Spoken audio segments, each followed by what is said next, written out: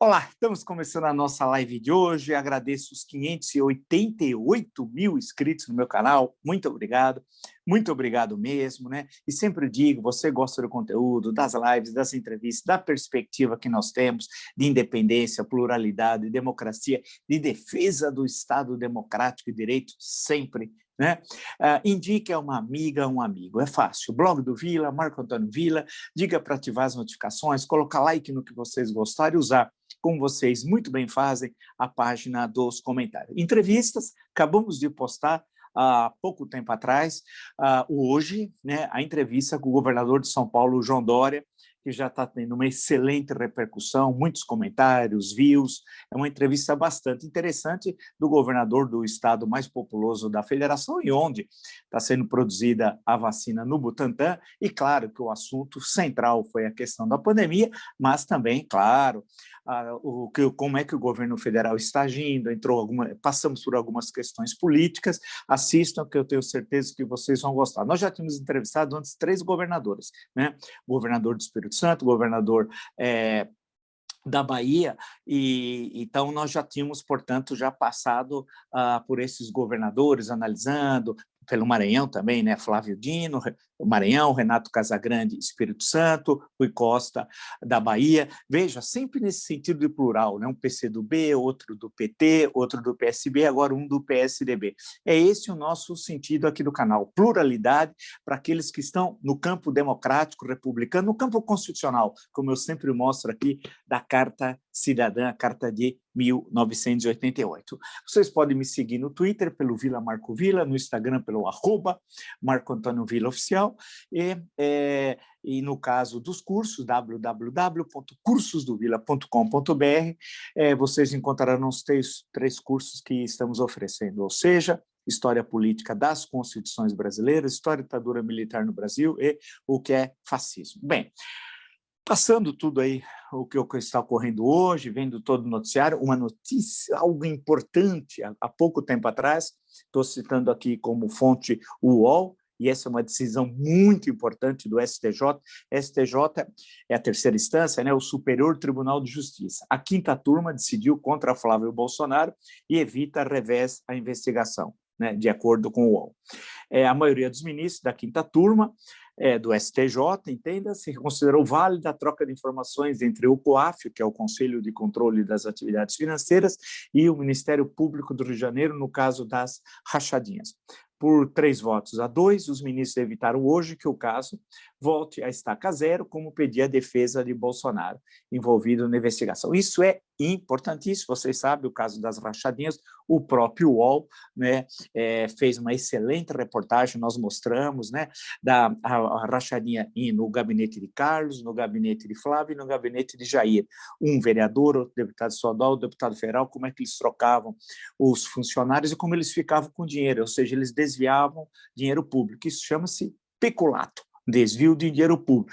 E era uma articulação, uma organização criminosa, e eles lavavam esse dinheiro comprando imóveis, lavagem de dinheiro. Portanto, só aí 3 crimes cometidos pelo presidente da República e seus filhos, que não passam de ser braços dessa organização criminosa. É triste dizer isso, ninguém diz isso com satisfação, e muito importante, extremamente importante essa decisão do STJ, porque com isso continuam as investigações, né? Que são e as provas estão aí, são contundentes. Vamos esperar que a coisa ande lá no Rio de Janeiro. Eles criam vários mecanismos políticos. E reapareceu o anjo, o Acef, o anjo. Anjo não, aquilo lá é anjo, né? Lembre-se que ele escondeu Queiroz no interior de São Paulo, em Atibaia, negócios estranhíssimos, também envolve o anjo. Nós estamos falando de Jair Bolsonaro. Jair Bolsonaro é sinônimo de Código Penal, né? Bolsonaro é sinônimo. Você pode abrir os artigos, fecha os olhos, coloca o dedo, serve para Bolsonaro. Aí você fecha outra vez o código, abre em outra página, coloca o dedo, serve para Bolsonaro. Infelizmente, por quê? Porque ele comete sucessivos crimes, né, gravíssimos. E no exercício da presidência da República, mais ainda, basta ver que nós vamos passar hoje, já estamos passando de 280 mil mortos da Covid-19. Aí eu imaginava, e tinha comentado com vocês são testemunhas, né, de que no final de março nós ultrapassaríamos 300 mil. Pode ser que antes de chegar no final de março, início de abril, infelizmente, nessa matemática macabra, né, vamos passar de 300 mil. E quem é o responsável? Quem tem as mãos sujas de sangue? Quem cometeu o crime de lesa humanidade? Jair Bolsonaro, sem tirar nem pôr, não há qualquer questionamento. E a questão, não adianta ele imaginar, e ele sabe, que ao sair da presidência da República, ele vai ser processado. Muita gente, eu creio que grandes advogados, nós temos brilhantes advogados no Brasil, né, vão pegar uma família X, Y, Z, pode fazer até uma ação coletiva, não sei, gostaria muito, e acusá-lo de crime de lesa humanidade, né? E aí não falta, ele tem que ser julgado aqui, no Brasil, não é Haia, não, ou em São José, na Costa Rica, né? Não, ele tem de ser julgado aqui, em Brasília, porque o presidente da República tem de ser lá julgado, né? E tem de ir para a cadeia. Papuda é a primeira opção, a papuda, né? Mas pode ser para ficar próximo da família ou da Orcrim, ele queira ficar em Bangu 8, mas não é possível, nós não podemos virar essa página. Sinceramente, que Brasil é esse? Né? Aí sim a pergunta do Francelino Pereira cabe, do que país é este, que vai virar uma página com tanto sangue. Né? Nós teremos, olha, no final desse primeiro trimestre de 2021, mais de 300 mil mortos. Vamos dizer que seria uma tragédia se o Brasil alcançasse 50 mil, 60 mil, claro, mas estaríamos economizando 240 mil vidas. Ele é o responsável. E pior, a tragédia vai continuar. E por quê? Com ele na presidência não há solução, não adianta tergiversar. A questão toda, e eu fiquei olhando aqui todo o noticiário, quinta-feira a posse desse Queiroga, é com E também, não é Quiroga, tem o E, né? Vamos ver quem é. O Brasil desconhecia, né, esse cidadão, né? Vamos ver quem ele é. Agora, as primeiras declarações foram extremamente preocupantes. Esse senhor Queiroga, com E, insisto, porque tem o Cássio com K, né? Esse senhor, e estou citando agora a própria Veja, tem aqui todos os jornais, ele disse que a política, quem determina é o presidente da República, a política de saúde, é o governo. Ou seja, nesse caso, o senhor Queiroga, o senhor pode querer muita coisa, veja, mas vai ficar tudo a mesma, não vai sair disso. Né? E eu quero ver como vai ser a posse. A posse deverá ser, segundo as últimas informações de hoje, quinta-feira.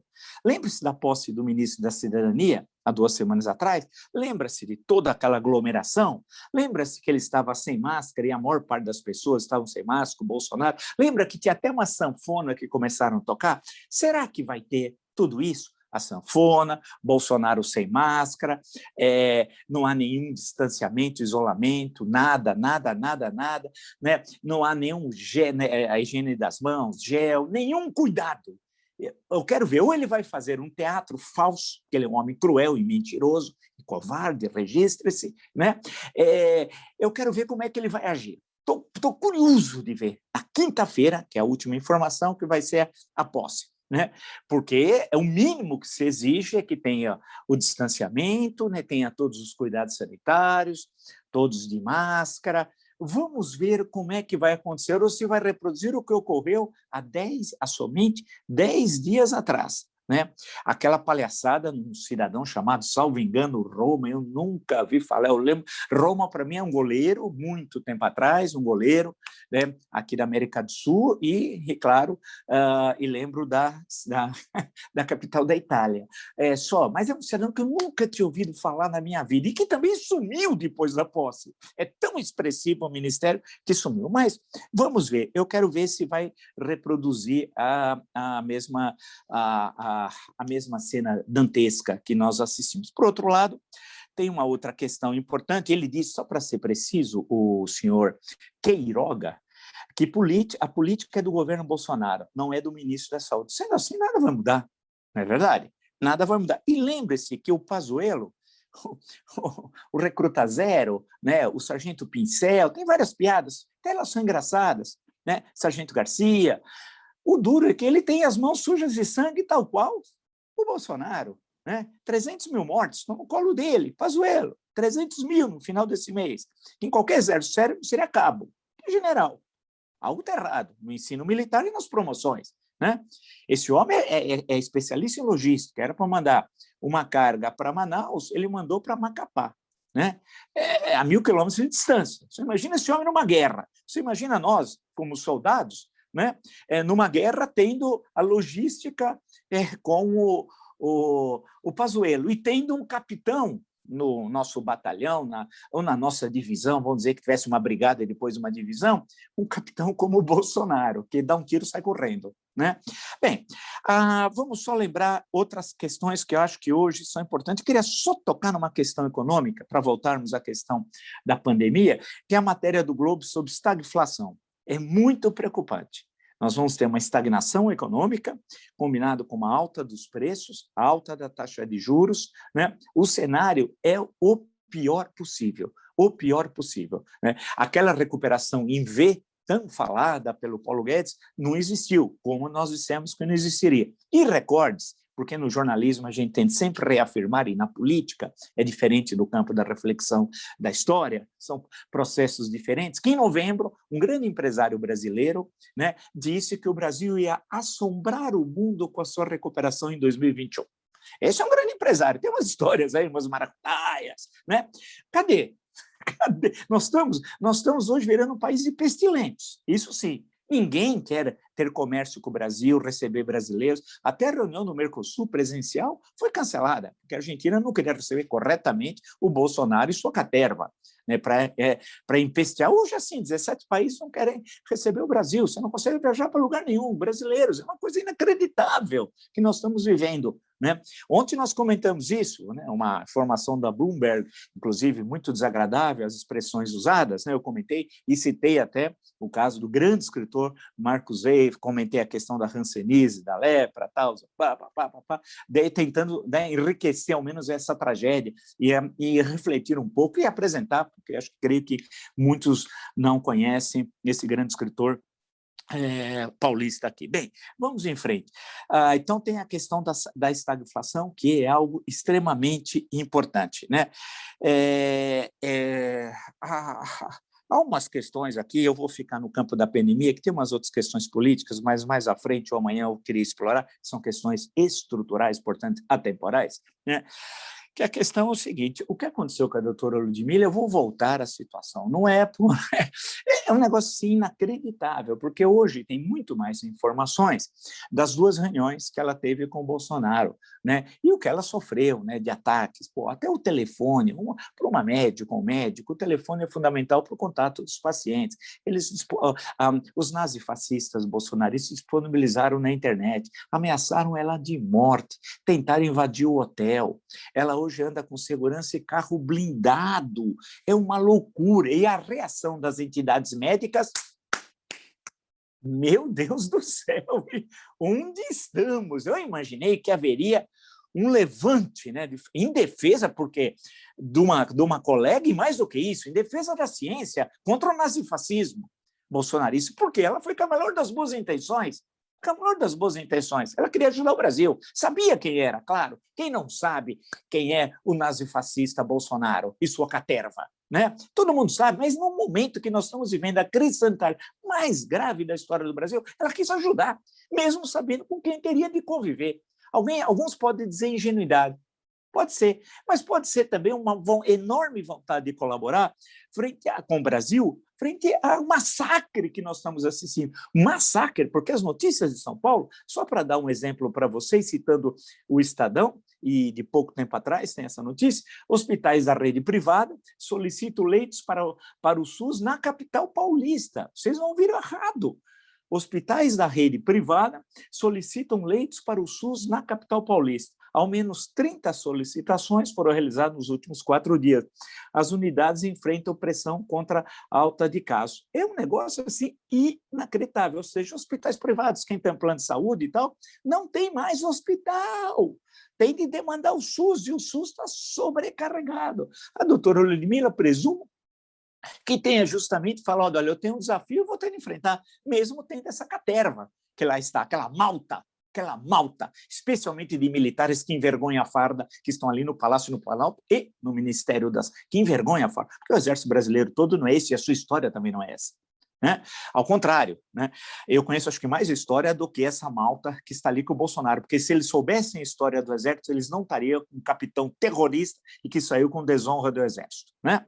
Então, vamos em frente. Ela tentou colaborar de alguma forma, tenho certeza, e mostrou isso. Uma pessoa, né, num sentido patriótico. Isso que é pátria. Não são aqueles loucos no domingo, né, ameaçando casa de governadores, ameaçando as pessoas, né, fazendo todo aquele escarcéu, que elas são nazifascistas. Esse identifica. Então, em outro campo, fora do campo democrático, são nazistas ou fascistas. E digo, ainda bem que são beócios, porque não leram os teóricos do nazismo e nem os teóricos do fascismo, porque senão nós estaríamos hoje numa situação pior. Mas são beócios perigosos à ordem pública. Inclusive, parte deles logo devem estar, presumo, se tudo for seguido, na cadeia, que é o lugar de nazifascista. Quem conspira contra a Constituição tem de ir para a cadeia. Não tem outra conversa. Mas, na reunião, duas reuniões, numa delas, na segunda, creio, se eu não estiver enganado, a doutora Ludmila estava com o Mandrião, o Bolsonaro, o Sargento Garcia, o Pazuello e o Bananinha.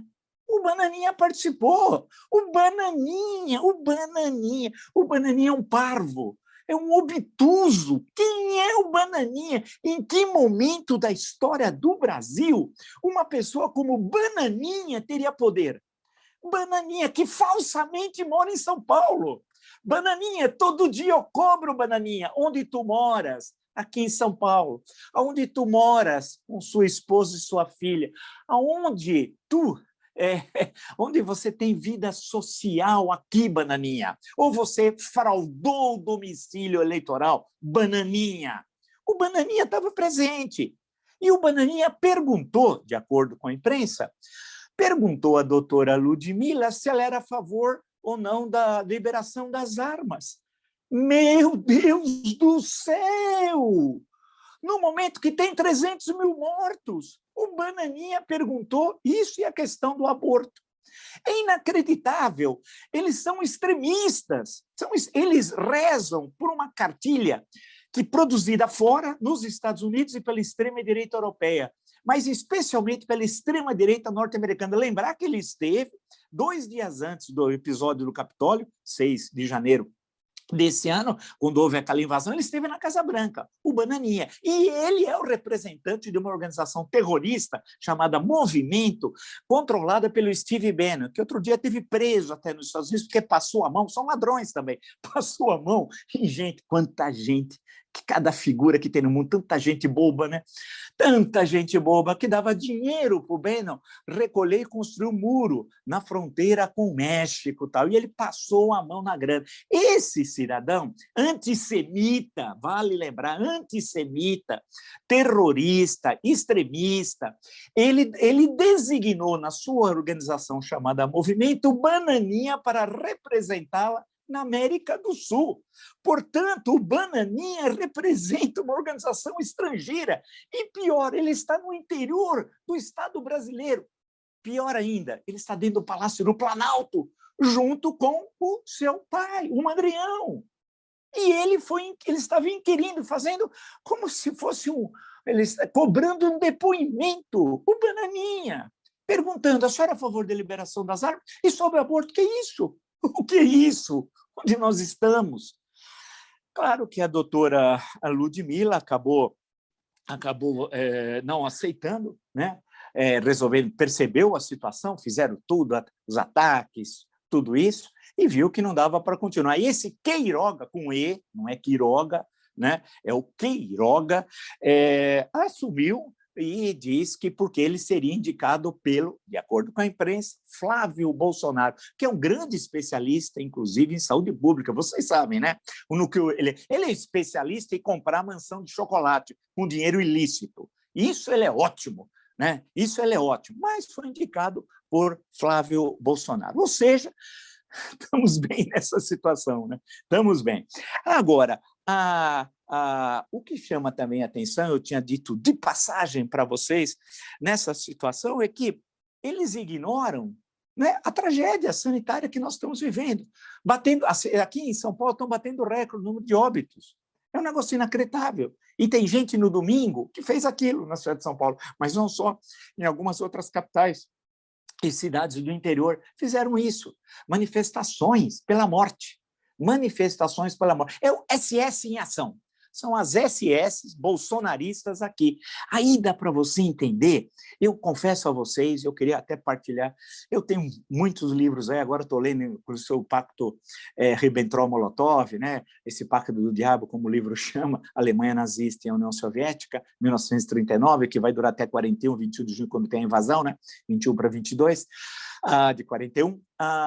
E eu fico lendo também todas as questões da Alemanha nazista, tem excelentes biografias do Hitler, estão coisas realmente muito boas, de grandes historiadores, grandes pesquisas documentais, de personagens, o Speer, que eu já citei aqui, Albert Speer, o arquiteto preferido do Hitler, e eu fico tentando, e aí tem livros também sobre a questão dos médicos também, e de tudo, de uma elite que parte dela acaba aderindo ao nazismo, aderindo e muitos ganhando, né, as grandes empresas, como lucrar, inclusive, com trabalho escravo na Alemanha nazista, vamos lembrar, né? Os grandes conglomerados, os trustes e outros que depois chegam em 45 e vão dizer que não tinha nada com aquilo.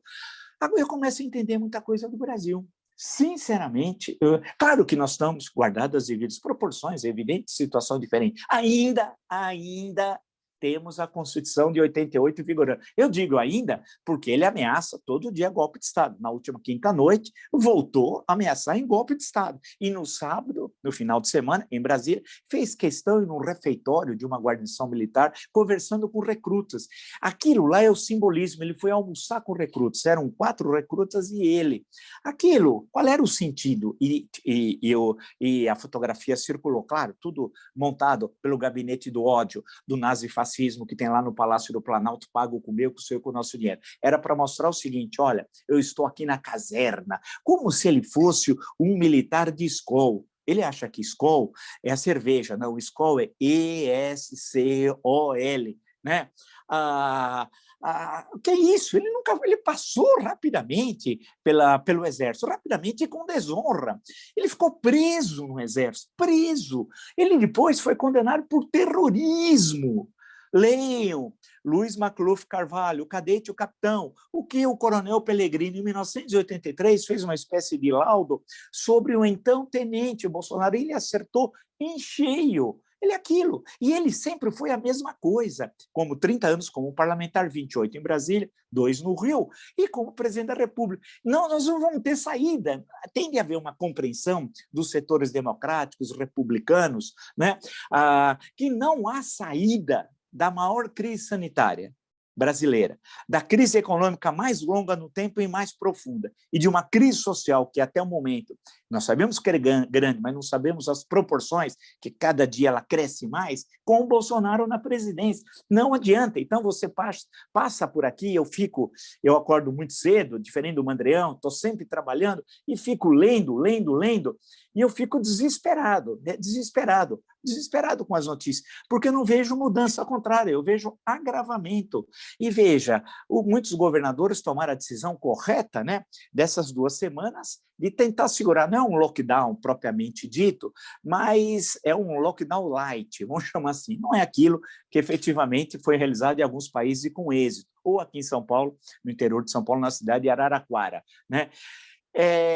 E o que vai acontecer? Os resultados, se forem devidamente cumprido esse lockdown, vai aparecer lá na frente, daqui, no mês de abril, por volta lá de 20 de abril, 15 de abril, aproximadamente, que nós vamos ter esses resultados. E ali vai ver se realmente os resultados, eu espero, torço, acho que todos nós, que mostre uma queda do número de óbitos. Porém, essa segunda quinzena, e já tinham, quantas vezes nós comentamos aqui, os pesquisadores, uma delas, grande pesquisadora da Fiocruz, ela disse, vai ser o março mais triste da minha história ou da nossa história, se vocês assim preferirem. E é o que está ocorrendo. Hoje, essa disparada de mortos, e ele não tem jeito, ele não está nem aí. Ao contrário, ele quer o Pazuello com um novo cargo no Palácio do Planalto, lá na sede da Presidência da República. Ou seja, ele está promovendo um incapaz, um homem absolutamente incapaz, corresponsável pelo massacre, o maior da história. Puxa vida, quando cai um avião, e teve tragédias aqui em São Paulo, vamos lembrar as tragédias do aeroporto de Congonhas, todos nós, com muita razão, ficamos estarrecidos. Houve o episódio depois na Colômbia do avião da Chapecoense, né, na Copa Sul-Americana, outros acidentes de aviões que deixaram todos nós impactados, mais lá atrás do episódio, perto do aeroporto, quase próximo ao aeroporto de Orly, na França, né? Quanta gente ali nos anos 70 faleceu, importantes, né? Pessoas, todos, entre outros esportistas, pessoas do mundo artístico, e assim por diante, né? Quantos aviões, com 200 pessoas, já temos quase, vão chegar a 300 mil mortos. Isso significa quantos aviões que caíram. É uma coisa tão assustadora, né? Isso é quase 1 milhar de aviões, é uma coisa inacreditável. Agora, o que é importante, acho eu, nessa situação, e é triste, mas temos de passar por essa questão, é que a pandemia deixou mais transparente de saber quem está com a democracia e quem está com o extremismo. Deixou transparente. Não dá para dissimular. Não dá.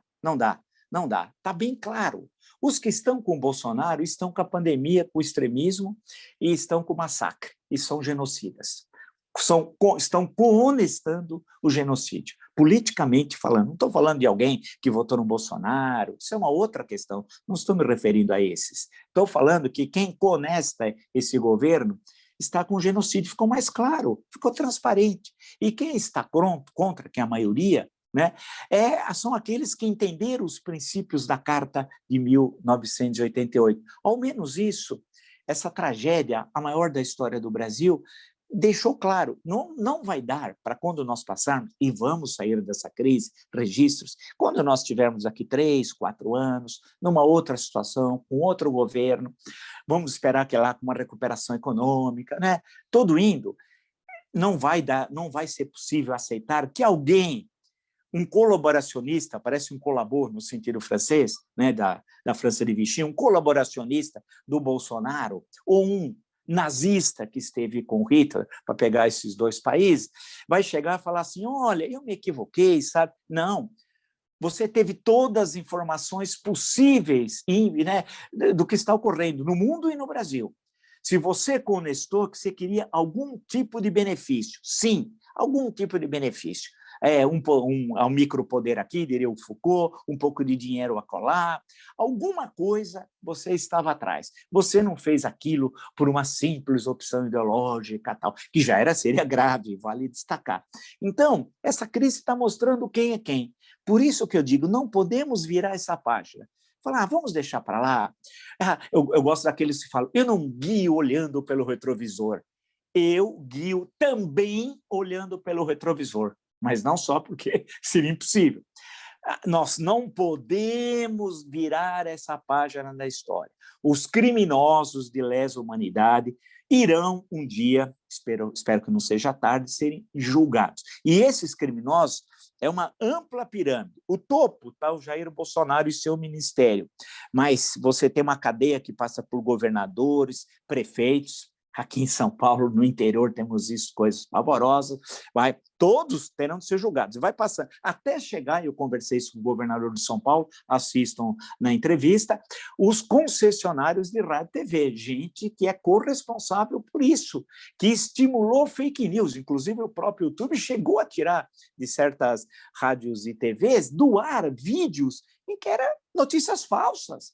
E não é só uma notícia falsa banal, não.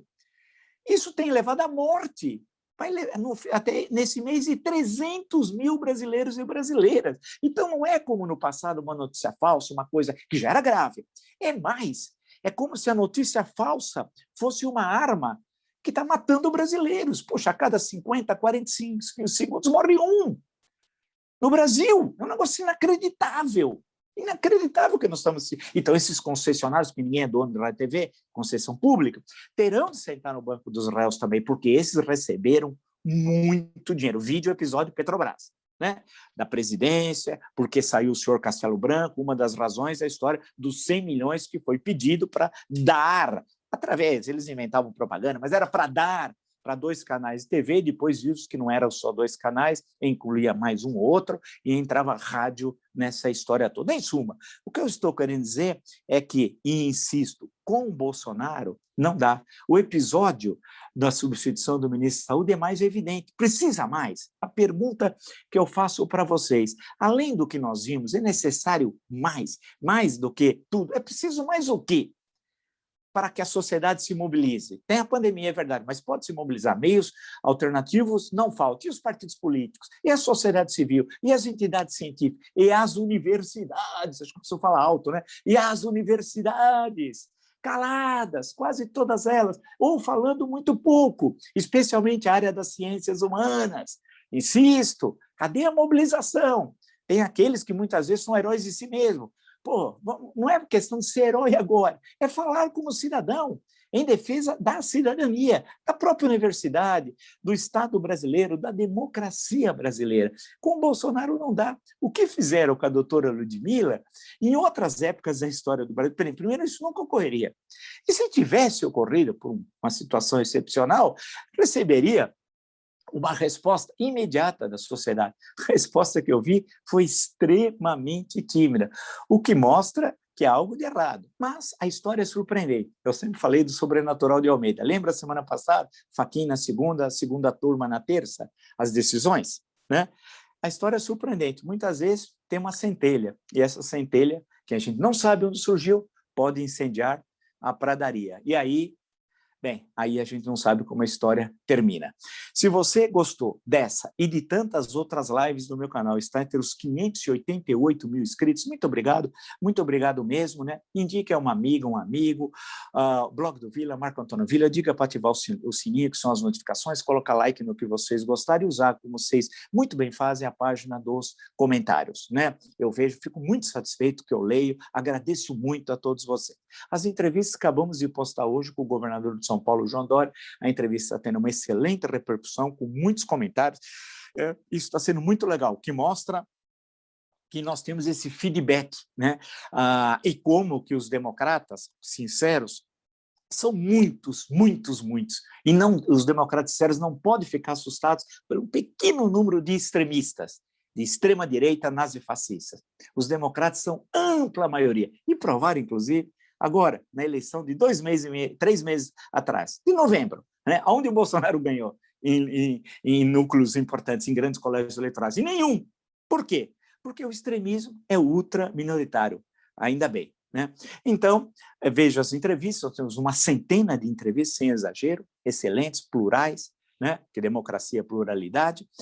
Vocês também podem me acompanhar no Twitter, no Vila Marco Vila, no Instagram, pelo @MarcoAntônioVilaOficial, e na plataforma dos cursos, vocês podem acessar www.cursosdovila.com.br. Lá vocês encontrarão todas as informações sobre os 3 cursos que oferecemos, ou seja, História Política das Constituições Brasileiras, História e Ditadura Militar no Brasil, que é fascismo. www.cursosdovila.com.br. Amanhã vamos nos encontrar e já estamos preparando uma outra entrevista excelente também para amanhã. O objetivo do canal, como eu sempre falo, é qualificar as reflexões com o Brasil. Aqui só tem voz quem defende a Constituição, o Estado Democrático de Direito, a democracia, a república. Nazifascista, aqui não, fora. Fora Bolsonaro, aproveitando a ocasião. Até amanhã.